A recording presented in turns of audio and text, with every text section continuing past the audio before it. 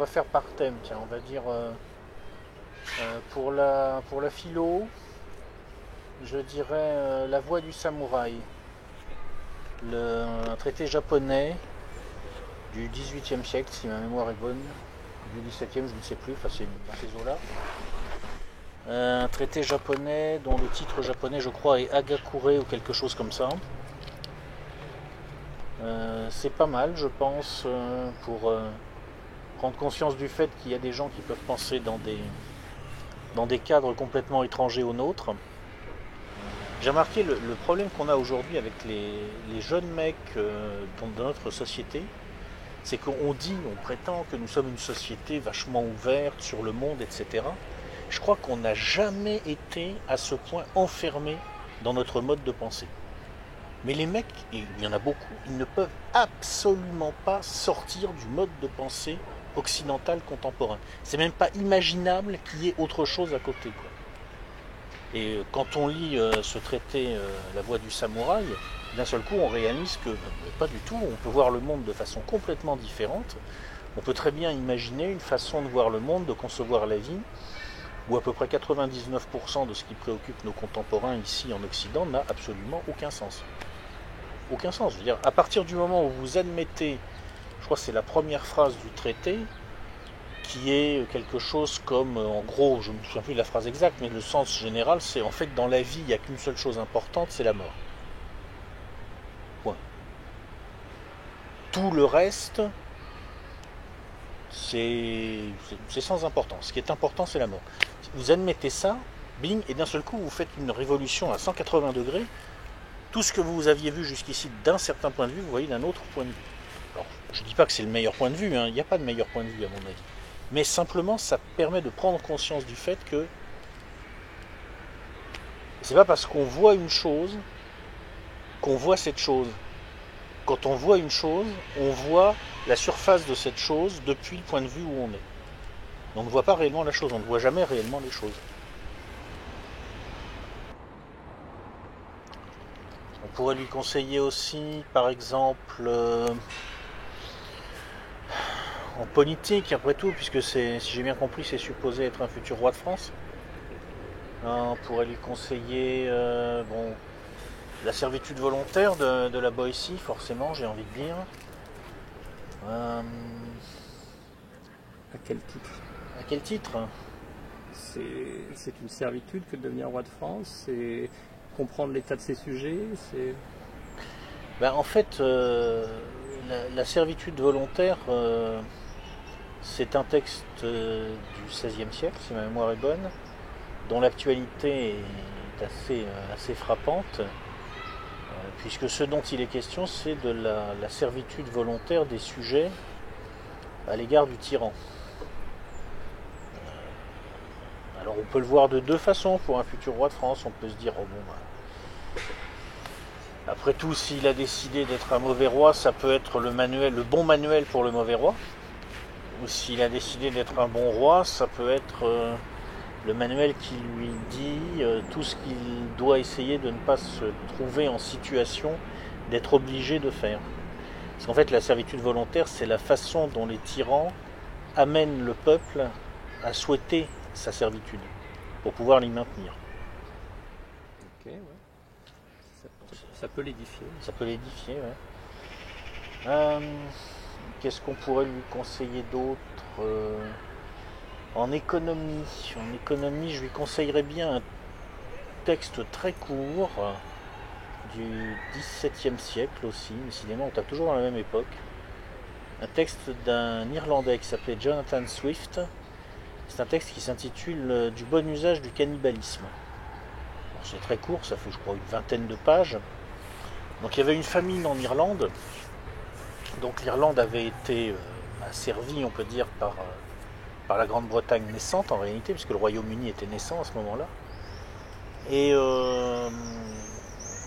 Swift a constaté en quelque sorte que la logique qui était en train de se déployer en Irlande, c'était la logique de l'économie, au sens de l'économie politique, on dira plus tard bourgeoise. Et il a constaté que cette logique consistait en gros à dire, Si je schématise, bon, ben, on va calculer le rendement des opérations qu'on peut conduire.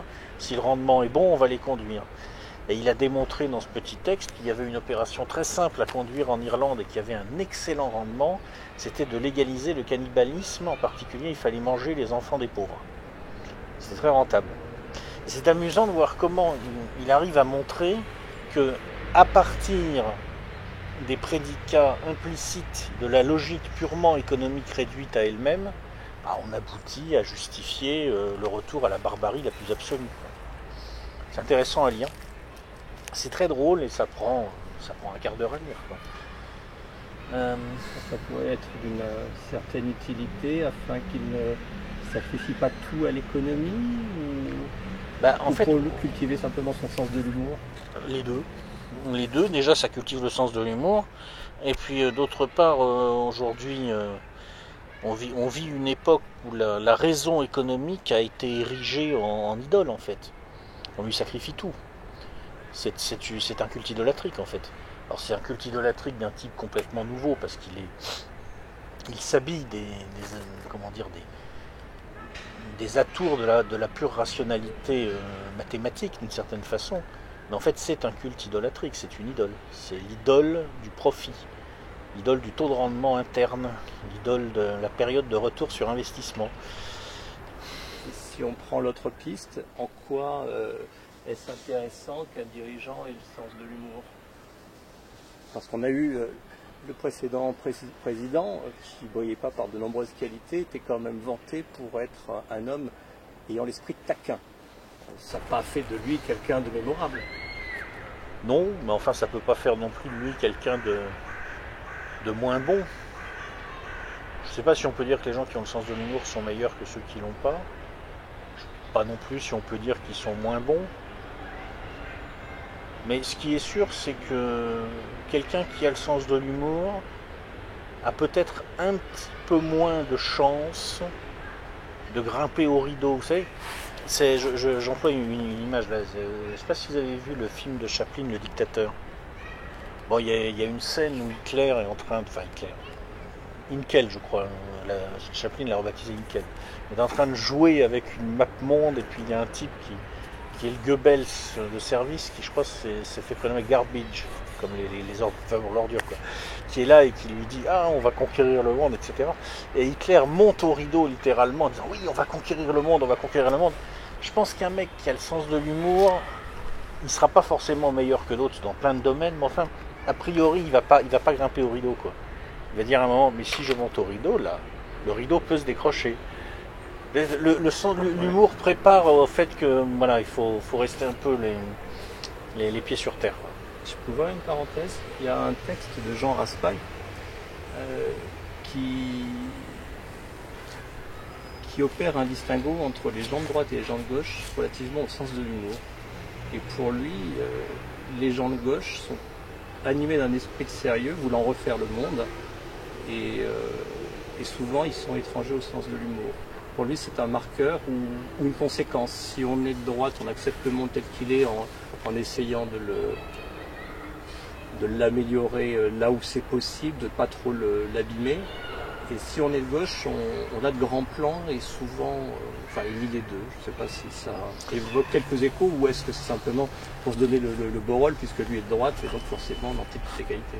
Ouais, c'est pas entièrement faux parce que je me souviens avoir discuté il y a quelque temps avec un militant du Parti Socialiste qui est un militant de la gauche du PS, un mec, un soutien de Gérard Filoche, quoi, ce genre-là. Et on a parlé de Hollande. Oh putain. Pas bon.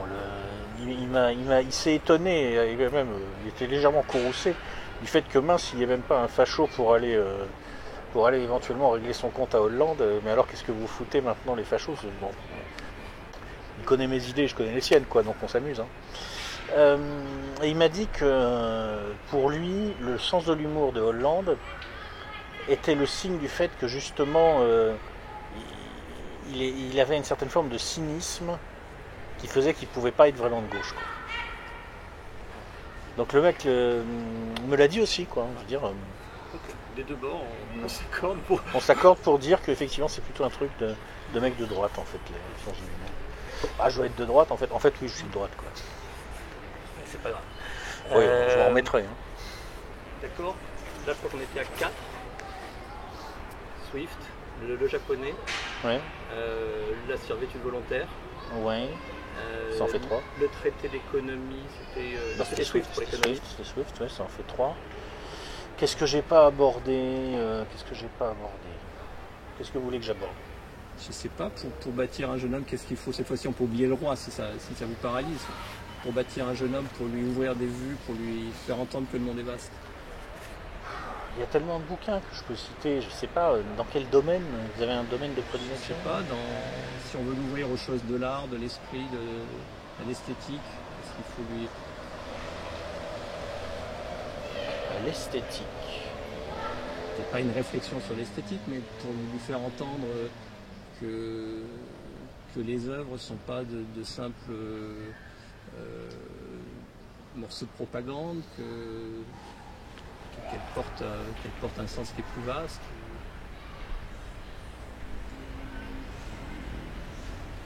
Le problème c'est que là c'est forcément très subjectif, quoi. C'est-à-dire ce qui va plaire à quelqu'un ne plaira pas forcément à quelqu'un d'autre dans ce domaine-là. Il n'y a pas de... Enfin, je veux dire, le texte de Swift est instructif dans l'absolu. Le traité de la voie du samouraï est intéressant dans l'absolu.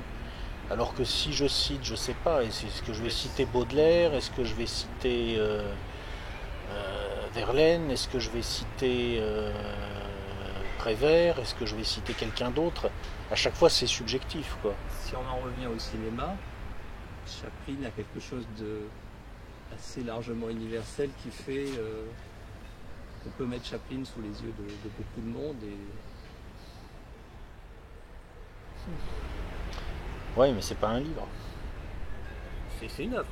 C'est une œuvre, mais c'est pas un...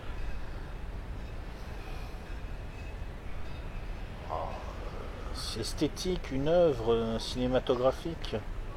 Moi je dirais Kubrick.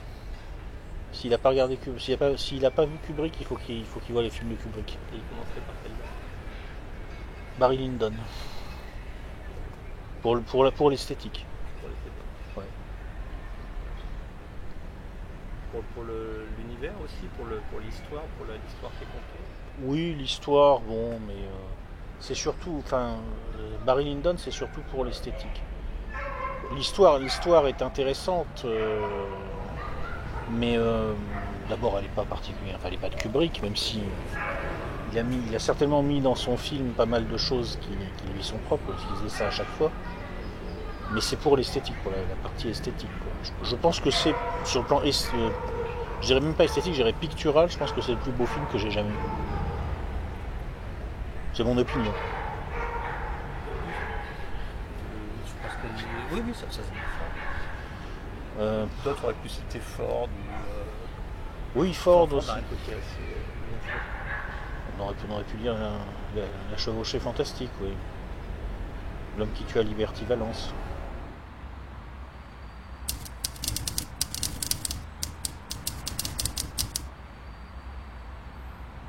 Je pense que si dans l'histoire, je lui suggérerais de lire 2 livres sur le même sujet par des historiens radicalement opposés. Par exemple, il peut lire La Révolution française de Pierre Gaxotte et Les 2 révolutions françaises d'Henri Guillemin. Il lit les 2 bouquins. Et en fait, bon, à la base, les événements sont les mêmes. Je veux dire, les dates sont les mêmes, les grands événements sont les mêmes. Mais finalement, sur la trame de ces événements, il y a très peu de différence par la force des choses entre les 2 livres, puisqu'on raconte la même chose. Mais c'est extraordinaire de voir comment, parce que Guillemin a adopté un certain prisme, qu'on va dire entre guillemets de gauche, et Gaxotte a adopté un autre prisme, qui est le prisme monarchiste, de voir comment les mêmes événements vont vraiment être perçus par le lecteur de ces 2 livres de façon complètement différente. Ils n'ont pas le même sens, ils ne traduisent pas les mêmes dynamiques profondes, simplement parce que l'angle sous lequel on les aborde est complètement différent. Pour l'histoire, à mon avis, il faut lire plusieurs historiens à chaque fois. Parce que l'histoire, ce qui est intéressant, c'est que c'est un processus de révision permanent, n'est-ce pas? C'est sa nature. C'est intéressant de prendre conscience de ça.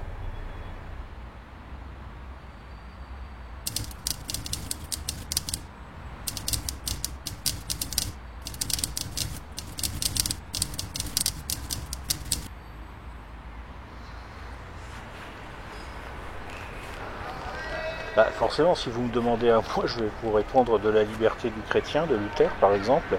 Mais pour la France, vieille nation catholique, c'est pas forcément le meilleur choix. Défendez votre choix. Disons que c'est court, je dois faire 30 pages, quelque chose comme ça. C'est clair, c'est assez simple. Et accessoirement, ça permet de comprendre ce qu'est réellement la réforme protestante. Parce qu'aujourd'hui, la plupart des gens ne comprennent pas du tout ce qu'elle est, dans la mesure où d'une part, ils la connaissent très mal en France, puisqu'il y a beaucoup de protestants, donc comme on en rencontre peu, on ne peut pas beaucoup comprendre ce qu'ils ont dans la tête. Et puis d'autre part, la plupart des gens aujourd'hui ne peuvent pas comprendre que ce qu'ils ont en face d'eux, quand ils ont des gens qui se réclament du protestantisme, ce sont des gens qui sont le produit d'une histoire extraordinairement subversive, parce que le temps protestant est très subversif, à cause du principe de la réforme permanente, ce qui fait que ils ont des gens qui se rattachent tous au même point de départ, mais qui en 5 siècles ont pu diverger les uns des autres et par rapport à ce point de départ dans des proportions absolument gigantesques. Donc c'est pas mal de connaître ce texte-là, parce qu'au moins après, quand on vous parle du protestantisme, vous savez ce que c'est. C'est, je pense, le texte qui permet de comprendre l'essence du truc, ce que c'est réellement. Et ça fait 30 pages, donc c'est un investissement raisonnable. Au-delà de la connaissance, la portée spirituelle du texte, ce serait aussi le moyen d'éveiller notre jeune Kevin à des pensées plus élevées, à la transcendance. Là, vous en parliez comme le prendre pour objet historique finalement. Oui, parce que bon, c'est d'abord un objet historique. Hein. Après, élevé à la transcendance, vous savez, je dirais que la nature même du message fait que dès le départ, on sait que c'est pas en lisant le livre qu'on va être éveillé à la transcendance, puisque le point de départ, c'est que, si vous voulez, on n'a pas la foi parce qu'on a lu des livres et on va pas faire le bien pour être bien vu par Dieu, en quelque sorte. Le point de départ, c'est on a la foi parce qu'on a la grâce, et on a la grâce parce que c'est Dieu qui l'a décidé. Et le paradoxe, c'est pour ça que le texte effectivement peut éveiller une interrogation au moins. Le paradoxe, c'est que c'est généralement au moment où on comprend qu'on ne peut pas marcher vers la foi par ses propres forces que curieusement, on se met à marcher vers la foi par ses propres forces. Parce que le premier pas, c'est de comprendre qu'on ne peut pas arriver au bout du chemin. Si je synthétise à l'extrême, encore une fois. Et effectivement, ça peut éveiller au moins une curiosité et faire prendre conscience du fait que il existe des façons d'aborder le christianisme qui sont très différentes des façons dont il est abordé aujourd'hui, en tout cas, en particulier dans un pays comme la France. Peut-être un livre aussi pour répondre au déficit d'énergie dont souffre notre pauvre Kevin. Un roman de l'énergie, un livre qui donne envie de sortir, de laisser père et mère, d'embarquer sur un bateau, de conquérir le monde, sachant que notre pauvre garçon, lui, est vissé à son canapé. Bah, je suis pas le mec qui peut vraiment le conseiller là-dessus, parce que je suis moi-même pas un mec qui monte sur un bateau pour aller conquérir le monde. Je suis plutôt du genre bureaucrate 5 jours par semaine et qui reste gentiment à déprimer dans son appart les 2 derniers jours. Enfin non, j'exagère quand même. Mais bon, disons... Vous avez vibré un jour, Michel? Oh oui, c'était il y a longtemps, oui. La demi-finale France-Allemagne de 82, ouais. C'est la dernière fois que j'ai dû vraiment être passionné par quelque chose. On l'a perdu d'ailleurs. Non, je pense vraiment pas être quelqu'un de bien placé pour dire aux gens. Je suis moi-même d'un tempérament, je dirais flegmatique, tirant vers l'apathique, donc je suis pas le mieux placé pour dire aux gens, voilà, si vous voulez vibrer, il faut lire ça ou ceci. Il n'y a pas grand-chose moi qui me fait vibrer. Je prends envie de conquérir le monde en fait quand je veux. Non. Non, je ne peux pas expliquer aux gens ce qui pourrait leur donner envie de le faire. Quoi. C'est pas quand on était gamin, je sais pas, dans le bahut où j'étais, on lisait Henry Miller, on lisait Calafert et on s'imaginait comme Miller traverser l'Atlantique, vivre des années de bohème, sortir du trou dont on était issu et vivre des choses exaltantes. Mais ça, c'était dans le bahut où j'étais. Quoi. Non, mais ça m'a jamais branché.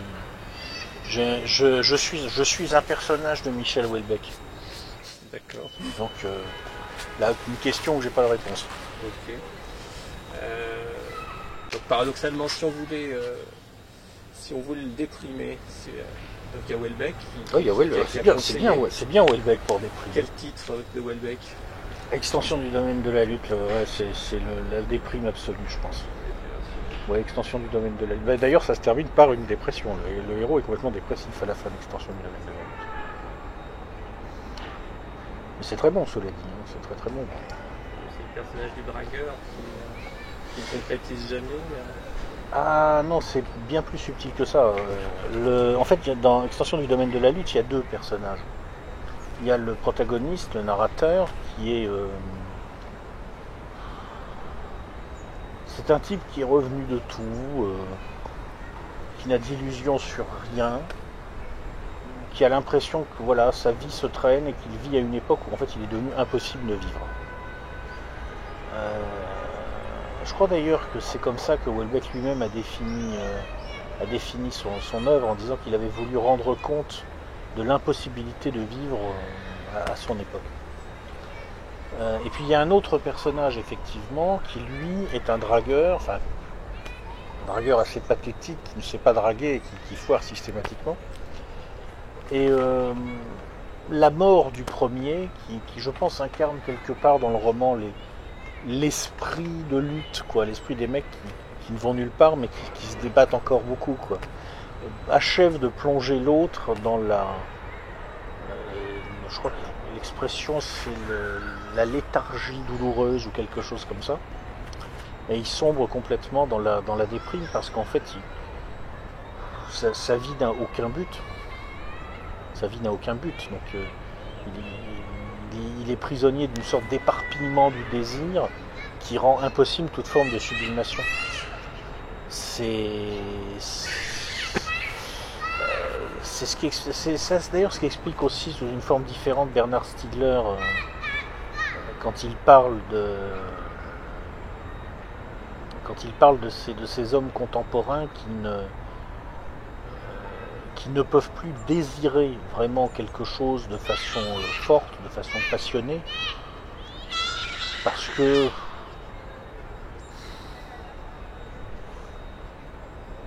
parce qu'ils ont explosé à l'intérieur en quelque sorte. C'est ce que Houellebecq décrit. C'est une bonne analyse de l'espèce de dépression douce où se trouve à mon avis une grande partie de la classe moyenne française. Et la consommation et le fer de lance est la raison principale de... Si j'ai bien compris, Houellebecq, lui, son bombardement de messages, de signaux, de marques... Oui, ça joue un rôle très important, bien sûr, mais la racine du problème, pour lui en tout cas, c'est la disparition de la relation de l'homme à la femme, quoi. Parce que je ne suis pas un expert de la chose, je prétends pas être un grand psychologue, mais la sublimation par excellence, c'est le rapport durable entre l'homme et la femme. Parce que pour moi, tel que j'ai lu Houellebecq, ce qu'il montre en gros, c'est une société où les sexes ne peuvent plus s'attirer parce qu'ils ne sont plus très différents, ils sont indifférenciés. Et donc à partir de là, étant donné que le truc qui doit normalement par excellence susciter la sublimation est cassé, tout le reste est cassé avec finalement. Puis Houellebecq apparemment est un mec qui a eu de gros problèmes avec sa mère. Il y a un problème de relation à la mère chez Houellebecq. Il a été élevé par sa grand-mère. Vous savez que les écrivains projettent toujours leur histoire personnelle sur leur œuvre. Ils combinent leur observation de ce qui se passe autour d'eux avec leur histoire personnelle. Je crois que ça joue un rôle aussi, la dislocation de la mère, la dislocation de la famille. C'est un petit peu tout ça de façon assez subtile, et en laissant des pistes ouvertes. Mais Houellebecq ne conclut pas quand il ne sait pas conclure, quoi.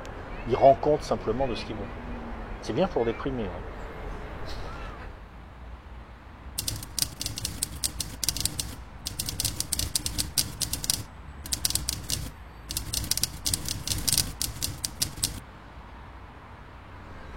Je suis pas sûr ce genre de cas que ça puisse se traiter par les livres.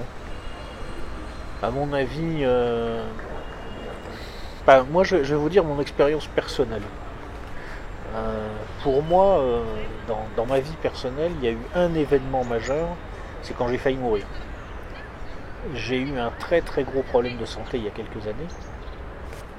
Ça arrive, un accident. Ils m'ont rattrapé. J'étais pas en expérience de mort imminente, mais j'étais l'étape juste avant, quoi. J'étais pas passé de l'autre côté du miroir, mais j'avais déjà un pied et un bout de bras de l'autre côté du miroir et je commençais à glisser, quoi. Et là, effectivement, quand il vous arrive un truc comme ça, ça change complètement les fondements de votre personnalité. C'est-à-dire que dans mon cas, ça m'a pas réveillé au sens où ça m'a pas poussé à partir conquérir le monde. Au contraire, ça m'a convaincu encore un peu plus que finalement c'est pas tellement ça qui est intéressant. Mais ça a complètement changé mon caractère, ma personnalité, ça c'est clair.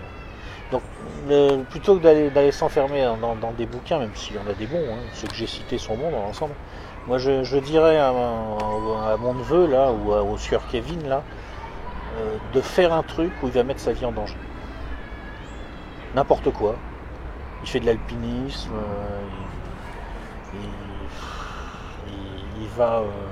il va manifester avec un t-shirt du Front National dans une manif d'Antifa où il fait ce qu'il veut, mais il met sa vie en danger.